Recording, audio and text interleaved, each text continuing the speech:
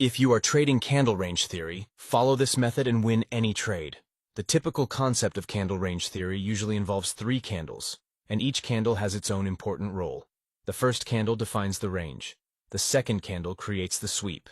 The third candle provides the entry. We can actually use any candle that appears on a chart, and this applies to any time frame as well. If the second candle attacks the liquidity above the candle range high and immediately reverses, there's a high probability that the next target will be the liquidity below the candle range low. In other words, this liquidity sweep from the CRH suggests that the market is likely to shift direction and seek out liquidity resting at the opposite end of the range. If, instead, we see the second candle close above the CRH, then the potential candle range theory setup becomes invalid. This is because it's more likely that the market will continue pushing upward, rather than targeting the low of the first candle's range. However, if the criteria are met and the second candle fails to close above the candle range high, we can then look to the third candle for a potential short setup with our target being the candle range low.